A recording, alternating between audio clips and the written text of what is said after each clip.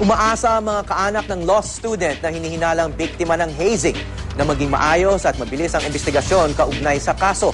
Mula sa Isabela, may news to go si Maria Bulaklak Ausente live. Maria. Yes, Howie, labis pa nga rin ang pagdadalamhati ng pamilyang Reglos at maging ang kanyang mga kaanak at kaibigan dito sa Burgos, Isabela ay patuloy pa rin na sumisigaw ng hustisya para sa 25 anyos na binata.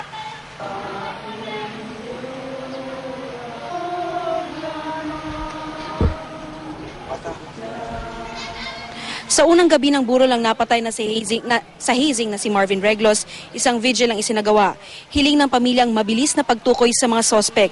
Nakasampa na rin ang kasong murder in relation to hazing laban sa dalawang nahuling sospek. Sa pagkawala ni Marvin, ang bunso na lang daw na si Myril Pauline ang magtutuloy ng pangarap nitong maging abogado.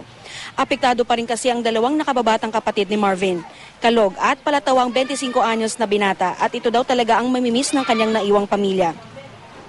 Nagpapasalamat naman ang ama ni Marvin sa tulong na ibibigay daw ng frat sa investigasyon.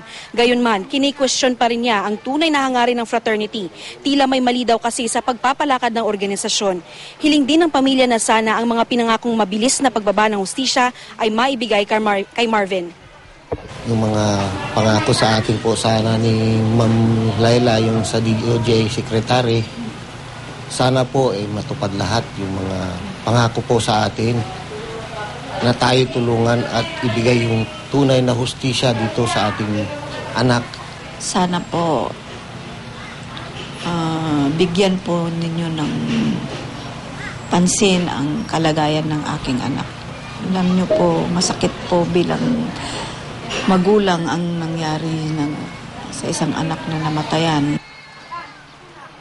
Samantala, Howie, nakatakda naman sa March 2 ang tentative date ng pagpapalibing kay Marvin, pero depende pa raw yan kung kailan makakauwi yung iba pang mga kaanak ng pamilya Reglos. Samantala, may 2 linggo pa ang hinihintay ng pamilya kung kailan naman ilalabas yung resulta ng pangalawang re-autopsy sa bangkay ni Marvin. Howie?